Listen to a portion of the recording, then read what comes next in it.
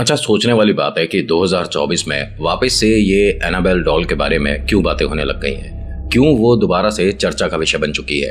देखिए, अगर आप नहीं जानते तो ये एकमात्र ऐसी पहली डॉल है जिसे हम भूतिया गुड़िया भी बोल सकते हैं। इसके पीछे ना जाने कितनी तो मूवीज़ बन गई, वेब सीरीज़ बन गई, कितनी पैरानॉर्मल रिसर्च स्टडी वगैरह आ गई हैं, कॉपी किताबें और बहुत सारी जानकारी, बहुत सारे आर्टिकल। लेकिन फ़िलहाल 2024 में दोबारा से ऑकल्ट म्यूज़ियम के आसपास ये भीड़ क्यों लग रही है। ये म्यूज़ियम कौन सा है जिसमें ये गुड़िया आज भी है। इस पे बड़ा बड़ा बोर्ड लगा हुआ है सामने की वार्निंग, आप इसे छू नहीं सकते, छूने की कोशिश भी ना करें। भले ही आप सोचते हैं कि जो इस म्यूज़ियम का ओनर है इधर उधर है तो हम दरवाज़ा किसी तरह से खोल कर उसे छू कर देख लेंगे, तो साफ साफ वार्निंग सिर्फ एकमात्र एक चीज़ पर लगी हुई है। बाकी म्यूज़ियम में बहुत सारी चीज़ें आप किसी को भी देख सकते हैं, छू सकते हैं, बट इसके लिए एक अलग ही प्राइवेसी बनाई हुई है। इसे एक शीशे के अलमारी में रखा गया है जिसे आप सिर्फ बाहर से देख सकते हो। देखने में साधारण नहीं लगती। अगर आपने ओरिजिनल एनाबेल देखी है, मैं मूवी नहीं डॉल के बारे में बात कर रहा हूँ, ये ऑकल्ट म्यूज़ियम तक कैसे पहुँची थी। देखिए, मैं ये भी बताऊँगा आपको कि ये चर्चा का विषय अभी फ़िलहाल क्यों है। अच्छा, उससे पहले नमस्कार, हर हर महादेव, जय माँ भवानी। आप सभी का स्वागत, आप सभी को बहुत सारी शुभकामनाएं नवरात्रि की, और माँ दुर्गा आप पर बहुत सारी कृपा बरसाएं, सारी मनोकामनाएं पूरी हो जाएं। और यहाँ से मैं मूवी रिव्यूज़, आर्टिकल, व्लॉग्स वगैरह लाता रहता हूँ। अगर आप पहली बार आए हैं तो मैंने सोचा बता दिया जाए, वरना आप सोचेंगे कि हम इसकी वीडियो क्यों देख रहे हैं और हम इस चैनल को सब्सक्राइब क्यों करें। ये जो सब्सक्राइब का बटन है इसे दबा लीजिएगा, इस तरह की और इंटरेस्टिंग वीडियोज़ आपको डेली मिलती रहेंगी। एनाबेल के बारे में थोड़ा सा मैं आपको बताता हूँ। 1918 में एक ऋषि नाम के राइटर कहूँ या एक ऐसे प्यारे इंसान कहूँ जिनकी वजह से ये प्यारी सी गुड़िया सभी की नज़र में आ गई। इनकी एक बिटिया थी 6-7 साल की और बहुत ज़्यादा चुलबुली, बहुत ज़्यादा नटखट, बहुत प्यारी गुड़िया। ये सबके नज़र में कैसे आई थी, मतलब एनाबेल कैसे आई थी, ये इन्होंने ही अपनी एक किताब में लिख कर बताया। 1918 के समय इनके घर में न जाने कहाँ से आंगन में ये गुड़िया इन्हें पड़ी मिली।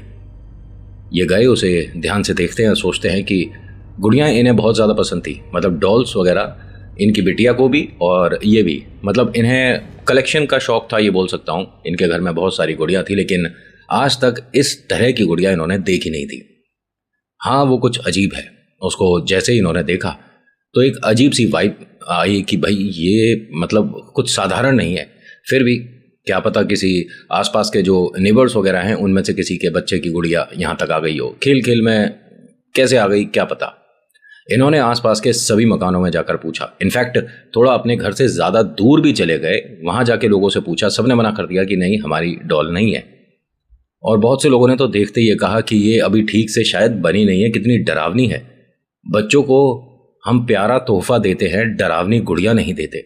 और आप भी इस गुड़िया को लेकर ज़्यादा मत घूमो, और ये कुछ अजीब है, आप इसे फेंक दीजिए। उन्होंने कहा नहीं, मुझे गुड़ियाओं से लगाव भी है और ये बड़ी प्यारी है, आपको पता नहीं क्यों ऐसी डरावनी लग रही है। इन्होंने जाकर उस गुड़िया को अपनी गुड़िया से मिलवाया।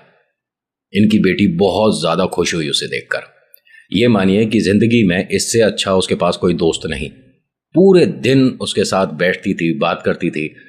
जब पापा यहाँ नहीं होते थे तो मतलब उस तरह से बात करती थी जैसे आप और हम बात करते हैं, इंसान इंसान से बात करता है कि सामने कोई है जो कि हमारी बात का जवाब दे रहा है, वो ऐसे बात करती थी। शुरुआती दौर में तो इनके पिता को ये बात अजीब नहीं लगी, लेकिन बाद में ये थोड़ा अजीब हो गया, क्योंकि वो इसके बिना कहीं जाती नहीं थी, इसके बिना खाना नहीं खाती थी, इसके बिना सोती नहीं थी। वो हमेशा इसे अपने पास देखना चाहती थी। इनकी बेटी जैसे जैसे बड़ी हो रही थी, उसका लगाव इस गुड़िया के लिए ज़्यादा बढ़ता जा रहा था। इनके पिता को ये बात थोड़ी अब खटकने लग गई और अपने आप पर एक गुस्सा भी आता था कि मैंने क्यों इस अजीब सी गुड़िया को लाकर अपनी बेटी को दे दिया। उसके तोहफे के लिए कुछ और सही रहता, ये गलत दे दी मैंने।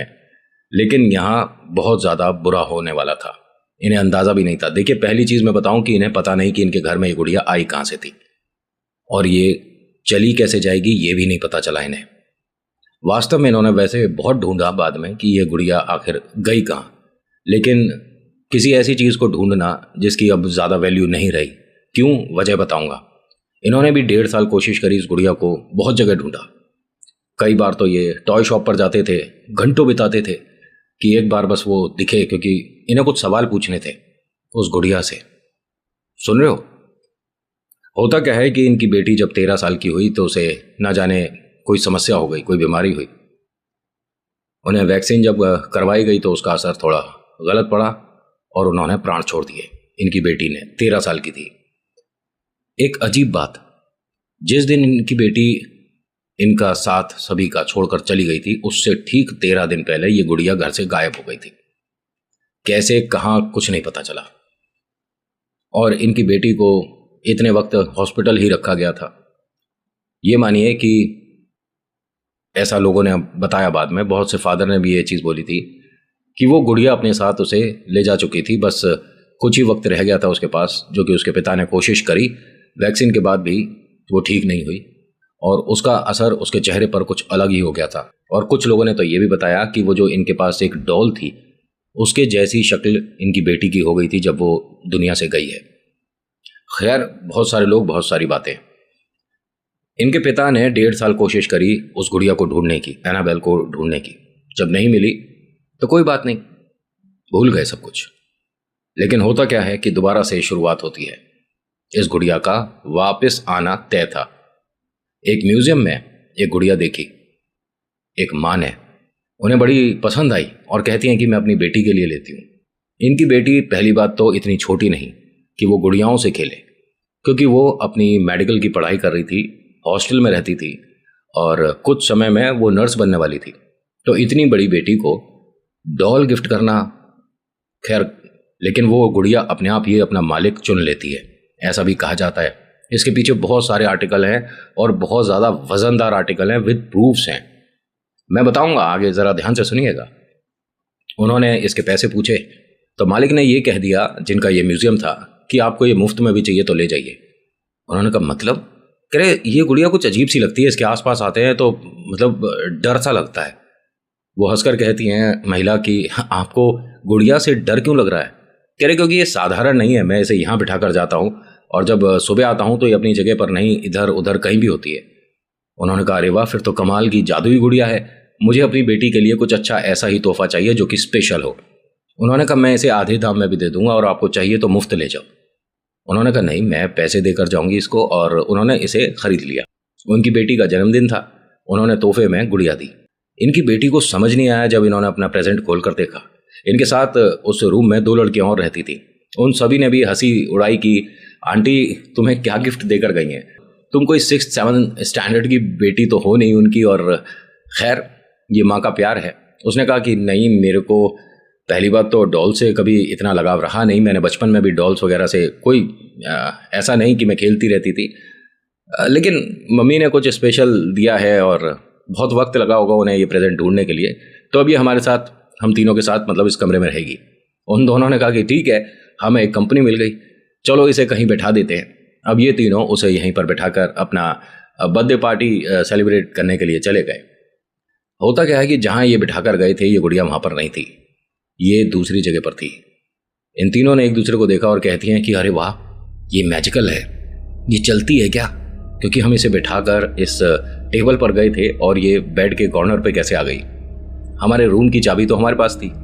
अरे तेरी मम्मा ने बड़ा स्पेशल गिफ्ट दिया है। उसको चारों तरफ से चेक कर रहे थे कि इसमें कहीं कोई बैटरी वगैरह लगती है या किसी ने रिमोट से तो नहीं इसे इधर से उधर कर दिया। कुछ भी ऐसा नहीं मिला।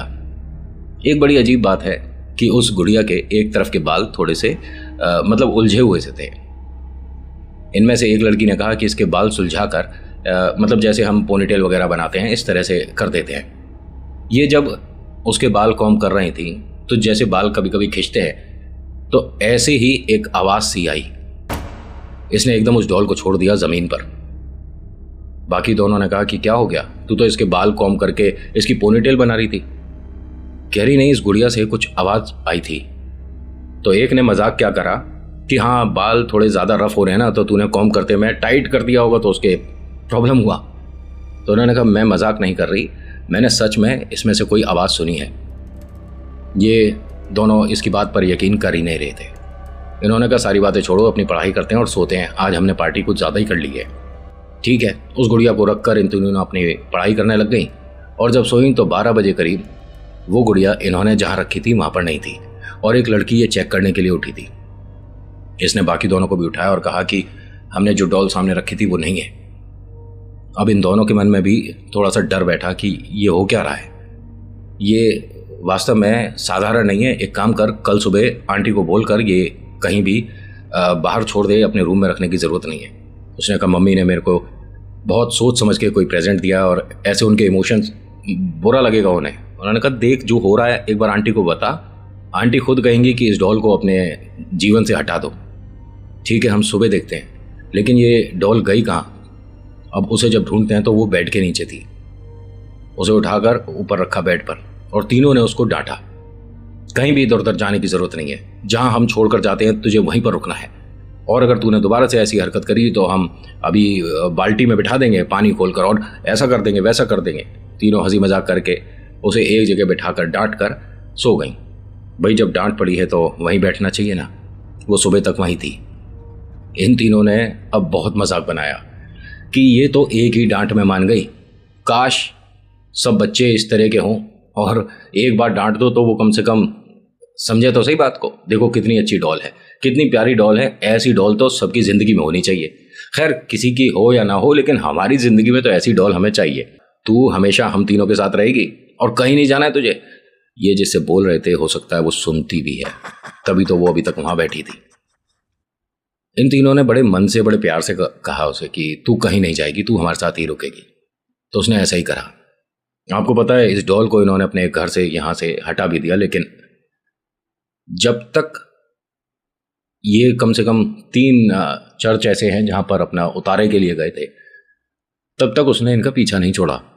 और आज भी अगर ये कहा जाता है कि तीनों में से वो तीनों लड़कियाँ ऑकल्ट म्यूजियम चली जाएं और उस एनाबेल के सामने आ जाएं, तो दोबारा से वो इन तक आ जाएगी। इन तीनों को आप खूब कन्विंस कर लो कि आपको ऑकल्ट म्यूजियम जाना है, एनाबेल को देखना है, नहीं जाएंगी। क्योंकि हाँ, फादर ने जिस तरह से उतारा किया और रोका है, उन्होंने एक वार्निंग भी दी थी कि अब जैसा हो गया इससे ज़्यादा नहीं हो सकता, ठीक है। दूसरा, आप उसके नज़दीक कभी नहीं आओगी। इनकी ज़िंदगी से ये कैसे बाहर हुई थी वो बताता हूँ।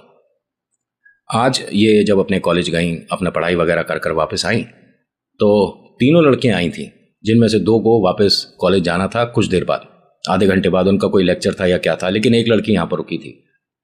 और ये वो लड़की है जिसकी मम्मा ने गिफ्ट में ये डॉल दी है, ठीक है। मैं सभी के नाम यहाँ पर इसलिए नहीं बता रहा हूँ कि आप भी और मैं भी दोनों कंफ्यूज हो जाएंगे, तो आपको कहानी समझ आ रही होगी जिस तरह से मैं समझा रहा हूँ, एक एक किरदार को अलग अलग करके। अब दोनों लड़कियां जो रूम में हैं वो तो नहीं है यहाँ पर, वो चली गई अपने लेक्चर के लिए, और अकेली वो जो डॉल के साथ है वो थी।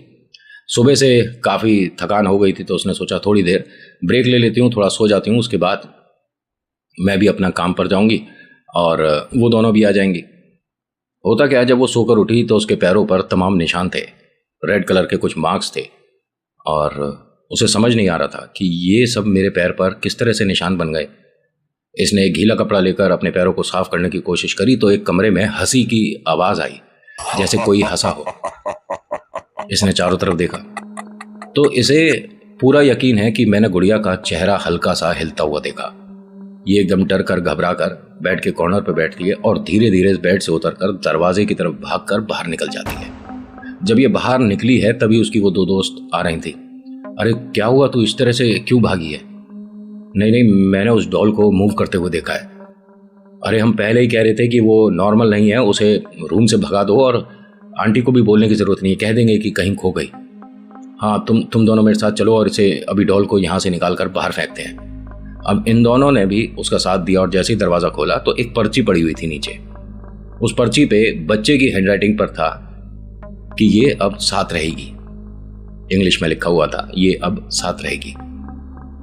एक दूसरे को देखती हैं और कहती हैं कि किसने मजाक किया है, क्योंकि अभी हम डॉल की बात करते हुए आ रहे थे। तो हाँ, कॉमन सेंस की बात है, ये पर्ची पे जो लिखा है वो डॉल के रिगार्डिंग लिखा है, ये तुम दोनों ने किया है।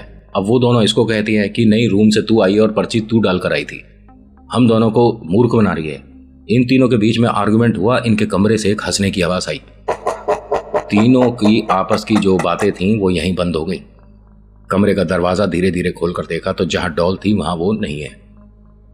पूरे कमरे में इन तीनों ने हिम्मत करके डॉल ढूंढी, ये नहीं मिली कहीं भी। एक दूसरे से कहते हैं कि थैंक गॉड कि हमारे साथ जो हुआ अभी तक इतना ही था।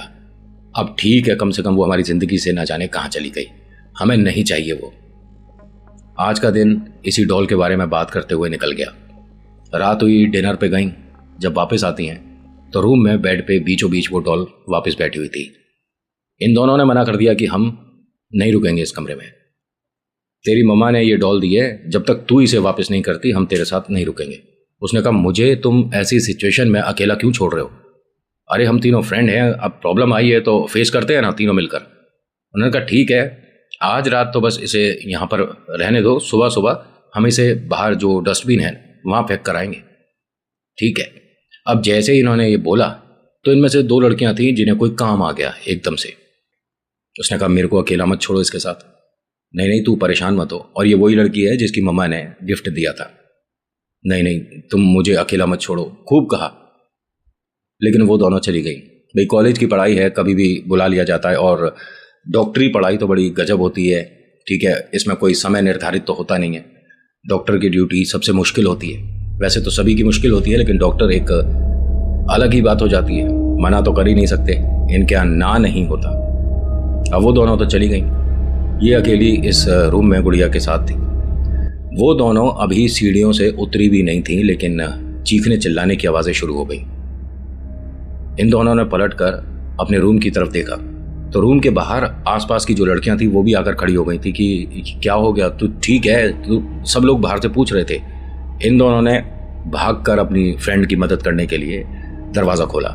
देखते क्या है कि वो ज़मीन पर पड़ी है और उसके काफ़ी स्क्रैचेस वगैरह हैं पूरे शरीर पर, गले पर, मुंह पर। उसे उठाते हैं, भागते हुए स्ट्रेचर लाते हैं, उसे रख के स्ट्रेचर पे सीधा हॉस्पिटल। वहाँ उसका ट्रीटमेंट होता है तकरीबन 20-22 दिन। वो किसी को कुछ बताने की हालत में नहीं थी। उसकी मम्मा भी आई थी और इन दोनों ने बड़ी बहन के नाते, मतलब जैसे बड़ी बहना मदद करती हैं और हेल्प करती हैं, इसकी बहुत ज़्यादा देखभाल करी। और जब ये बोलने लायक हुई तो इसने एक स्टेटमेंट दी कि मुझ पर जो प्रहार किया था, जो अटैक किया था, वो उस गुड़िया ने किया था। उसके नाखूनों से मुझे स्क्रैचेस आई हैं, आप देख लीजिए जाकर, उसने ही मेरा ये हाल किया है। तो इनकी जो मतलब दोस्ती है ना, इतनी गहरी थी कि ये वहाँ गई। उसके हाथों में मतलब कुछ निशान वगैरह थे, जैसे उसने किसी का चेहरा खरोंचा हो। उस गुड़िया को उठाकर इन्होंने बाहर फेंक दिया। मतलब ये मान लीजिए कि हॉस्टल से इन्होंने खिड़की से बस बाहर फेंका है और दूसरी खिड़की तक आई है तो वो गुड़िया वहाँ पर नहीं थी। इतनी जल्दी कोई लेकर नहीं जा सकता, क्योंकि इनके आसपास इतना खुला एरिया था, बहुत बड़े ग्राउंड, पेड़, यहाँ लोग ही कम आते थे, मतलब एक तरह का सब कचरा वगैरह पड़ा था। लेकिन इतनी जल्दी वो गुड़िया, क्योंकि इस खिड़की से इन्होंने फेंका है, दूसरी खिड़की तक जब आई हैं चलते हुए तो उसे देखती हैं तो गुड़िया नहीं है। पता पड़ता है कि बहुत समय बाद वो ऑकल्ट म्यूजियम में मिली है। यहाँ तक कैसे पहुंची है ये गुड़िया, आपको पता है? मेरे ख्याल से मैं अपनी एक आर्टिकल में बता चुका हूँ। लेकिन इसको यहाँ तक पहुँचाने में फादर और कुछ लोग जो कि सुपर नेचुरल पावर पे रिसर्च करते हैं, भूत प्रेत भगाने का जो काम करते हैं, उनकी मदद से यहाँ पहुँची है। मूवी में भी आपने देखा होगा, और वो नाम जेन्युइन है, उन्हीं दोनों ने मदद करी थी और इसे ऑकल्ट म्यूजियम तक पहुँचाया। कहा जाता है कि इस गुड़िया को यहाँ रोकने के लिए कई चर्च के कई फादर आए थे, जिन्होंने साफ हाथ जोड़ दिया कि ये हमारे बस की बात नहीं है, इस पे जो प्रेत है उसे एक इंसानी शरीर चाहिए, जब तक ऐसा नहीं होगा ये लोगों को परेशान करती रहेगी। अब कौन ऐसा आदमी आएगा उसके सामने, या कोई भी इंसान, जो गुड़िया से कहे ठीक है कि आज के बाद ये गुड़िया नॉर्मल हो जाएगी और इसमें जो प्रेत है उसको मैं अपना शरीर गिफ्ट करता हूँ, भेंट करता हूँ। कोई नहीं आएगा। हाँ, कमेंट सेक्शन में बहुत से लोग आ जाते हैं, कुछ भी कह देते हैं, लेकिन असल में अगर कुछ सामने ऐसा हो तो करने के लिए, कहने के लिए भी बहुत बड़ा जिगर चाहिए, और पॉसिबली ऐसा होता है नहीं। हवा में बातें हो जाती हैं, लेकिन प्रैक्टिकल जब ऑन ग्राउंड काम किया जाए तो भीड़ छोटी हो जाती है। समझ गए मैंने क्या बताया है? कहा जाता है कि अभी फिलहाल जो 2024 में उस म्यूजियम के आसपास भीड़ बढ़ी और ये दोबारा से चर्चा का विषय बनी। कारण ये है कि कुछ तांत्रिक हैं जो कि चाहते हैं इस गुड़िया को यहाँ से किसी भी भाव में खरीदा जाए। लेकिन हाँ, इस म्यूजियम की बहुत सारी चीज़ें हैं जो कि आप खरीद सकते हैं, बिकाऊ हैं, लेकिन ये गुड़िया नहीं। उन्होंने जोर भी दिया, पैसों की थोड़ी भारी रकम भी ऑफर करी गई, लेकिन उन्होंने मना कर दिया कि ये दुनिया के लिए, समाज के लिए ठीक नहीं है। अब दिमाग में बहुत बार ये भी आता होगा, आपके भी और मेरे भी, कि फिर उस गुड़िया को नष्ट क्यों नहीं कर दिया जाता। शुरुआत कौन करेगा? क्योंकि पता है ना, इस पर एक ऐसे प्रेत का साया है जो गुड़िया के माध्यम से इतना भयानक है। अगर आपने उसे नष्ट करने की कोशिश करी और वो आजाद हो गया तो ना जाने क्या ही होगा। आज के आर्टिकल में इतना ही। कैसा लगा बताना जरूर। So thank you so much for watching. मेरा नाम नितिन है। मुलाकात करूंगा एक अगली वीडियो में। हर हर महादेव, जय भोलेनाथ। धन्यवाद।